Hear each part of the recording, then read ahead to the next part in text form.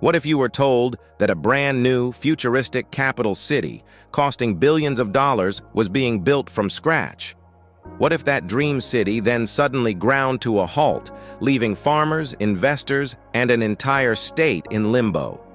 This is the story of Amaravati, India's ambitious, controversial, and now revived $2.7 billion megaproject. So, why does India need a new capital city? The story begins in 2014, when the state of Andhra Pradesh was split in two, creating the new state of Telangana. The historic and economically booming capital, Hyderabad, was designated to Telangana. Suddenly, Andhra Pradesh, a state with nearly 50 million people, was left without a capital. It needed a new administrative heart, a center for governance, and a symbol of its future. The solution? Don't just pick an existing city. Build a brand new one. Enter Amaravati, a name inspired by an ancient Buddhist capital chosen to be built on the fertile banks of the Krishna River. The vision for Amaravati was nothing short of spectacular.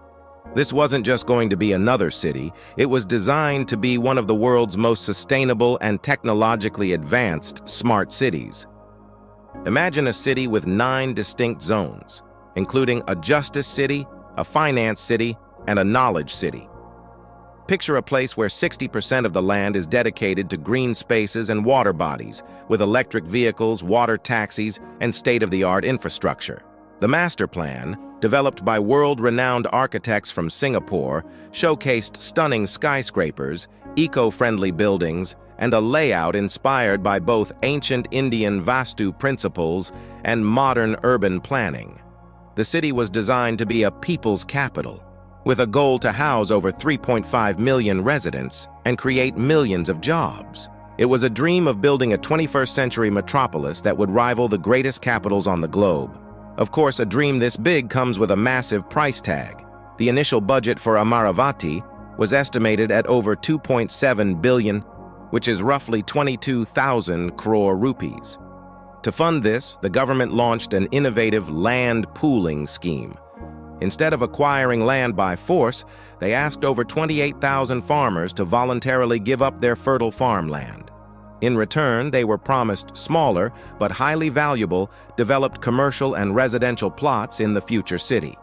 This model was praised globally, and thousands of farmers bought into the dream, handing over 33,000 acres of land. International investors, including the World Bank, were also brought on board.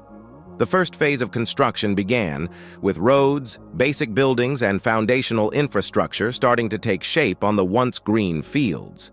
But then, the dream hit a political wall. In 2019, a change in the state government brought everything to a screeching halt. The new administration questioned the project's massive cost, its location, and its environmental impact on fertile agricultural land.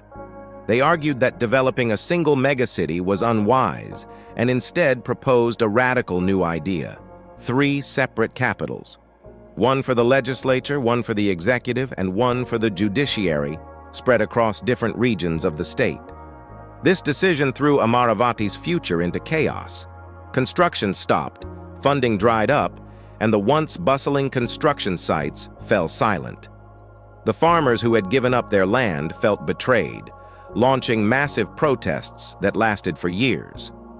The dream city became a ghost town of half-finished buildings and empty roads, a symbol of broken promises.